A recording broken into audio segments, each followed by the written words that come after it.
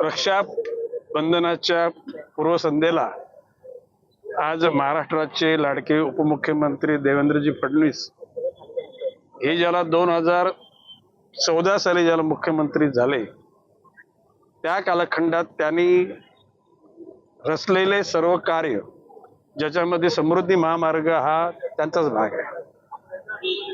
मागेल त्याला तलाव, शेततलाव, अटल सेतू, मुंबईचा सागरी मार्ग, मेट्रो अशा विविध योजना त्यांनी काढल्या आणि ह्या जी लाडकी बहिणा ही योजना आहे या योजनेमध्ये त्यांचा फार मोठा सहभाग आहे।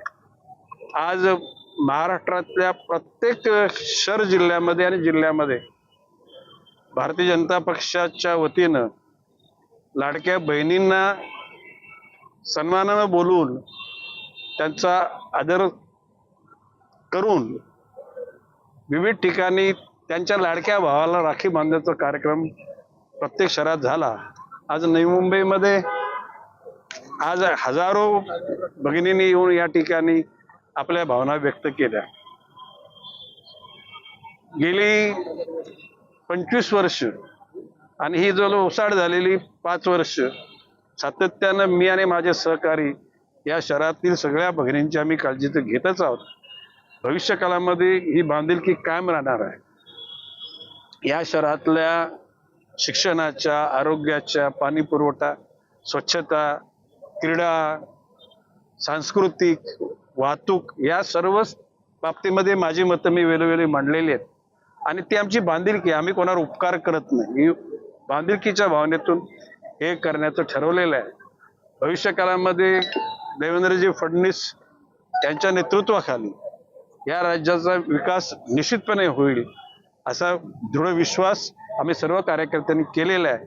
आज महाराष्ट्रभर प्रत्येक जिल्ह्यात आणि प्रत्येक जिल्ह्यातल्या तालुक्यात, शहरात देवाभाऊ या संज्ञेखाली देवेंद्र फडणवीसांना आज रक्षाबंधनामध्ये सगळ्या भगिनींनी अडकवलेलं आहे आणि त्या भगिनींचं रक्षण करणं राज्य स्तरावर जसं त्यांचं काम आहे तसं या शहर स्तरावर आम्ही कटिबद्ध आहोत आणि तशा प्रकारचा विश्वास त्या ठिकाणी दिलेला आहे।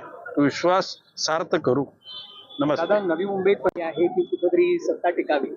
नाही, सत्ता टिकणारच आहे। भगिनी आज आल्यात त्या फक्त म्हणजे राखी बांधायला, म्हणजे त्यांना माहिती आहे दादा आपल्या बरोबर ताकदीनं पाठीशी आहे। परंतु आज आनंदाचा क्षण आहे। इतक्या मोठ्या प्रमाणामध्ये या राखी बांधण्याकरता सगळ्या आल्या होत्या, मी तर म्हणजे कृतकृत्य झालं। त्याच्यातल्या काही म्हणजे महिला वर्ग होत्या त्यांना भाऊ नाहीत, काही महिला थोड्याशा दिव्यांग होत्या। मी त्यांना सांगितलं तुम्ही चिंता करू नका, तुमचा भाऊ असेल नसेल, हा गणेश नाईक तुमचा भाऊ आहे, विश्वासानं तुम्ही आमच्याकडे या, तुमच्या डोळ्यात अश्रू येऊ देणार नाही याची पक्की खात्री। नेहमी म्हटलं जातं नारी शक्ती, पण आज बहिणींची शक्ती पाहायला मिळाली। नाही, नारी शक्ती तर आगाधच आहे, परंतु नारीमध्ये जे बहिणीचं रूप असतं ते सर्वांग सुंदर असतं। ते प्रतिभा निश्चितपणे निर्माण करतं, प्रेम निर्माण करतं, आपुलकी निर्माण करतं आणि भावाला मनापासून शुभेच्छा देतं, आशीर्वाद देते। मोठी बहिणीचा आशीर्वाद देते, लहान बहिणीचा शुभेच्छा देते आणि त्या शुभेच्छा आज मी इतक्या मोठ्या प्रमाणावर घेतलेल्या। किती मोठ्या प्रमाणात, याला काय म्हणजे तोड नाही आहे, या प्रेमाला काही तोड नाही। नमस्कार। एबीपी माझा, उघडा डोळे बघा नीट।